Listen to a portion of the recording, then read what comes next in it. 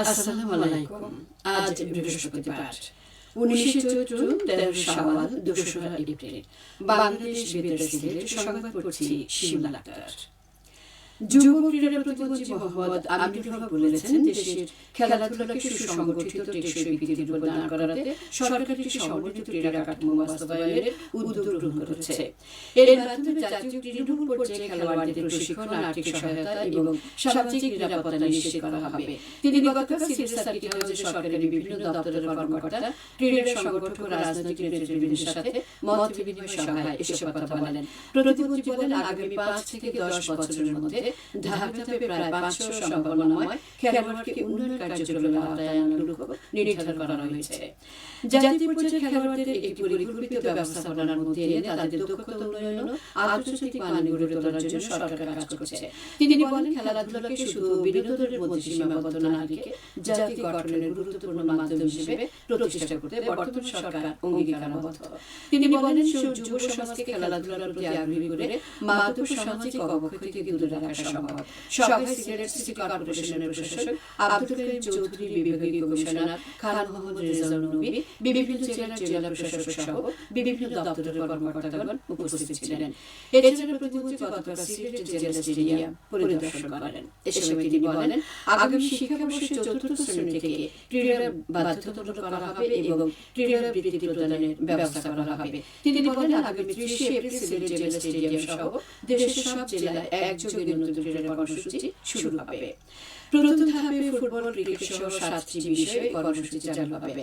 এতে 12 থেকে 14 বছর বয়সী কিশোর-কিশোরীরা অংশ নেবে।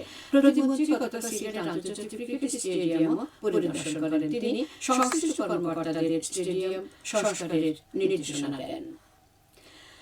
হাম প্রতিরোধে দেশব্যাপী টিকাদান কর্মসূচি শুরু হবে আগামী রবিবার। স্বাস্থ্য পরিবার কল্যাণ মন্ত্রী সরদার মোহাম্মদ শাকাওয়াত হোসেন গতকাল রাজধানীতে এক ব্রিফিংয়ে এই ঘোষণা দেন।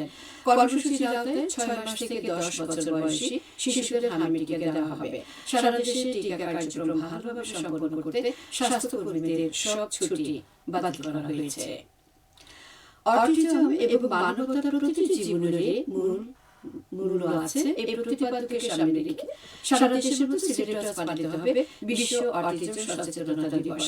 অটিজমে আক্রান্ত শিশু ও বয়স্কদের জীবনযাত্রার মান উন্নয়নে সহায়তার প্রয়োজনীয়তাকে তুলে ধরতে জাতিসংঘ সাধারণ পরিষদ 2007 সালে 2রা এপ্রিলকে বিশ্ব অটিজম সচেতনতা দিবস হিসেবে পালনের সিদ্ধান্ত গ্রহণ করে।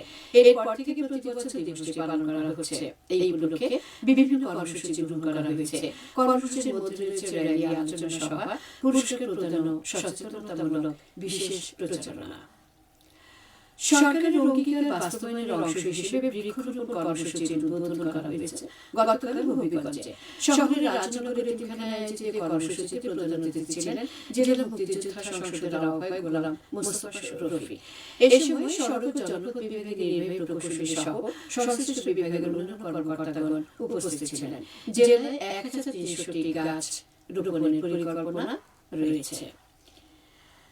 কার্যকরী গ্রাম আদালত ইউনিয়ন পরিষদের ভূমিকা শীর্ষক অবহিতকরণ সভা অনুষ্ঠিত হয়েছে গতকাল মৌলভীবাজারে।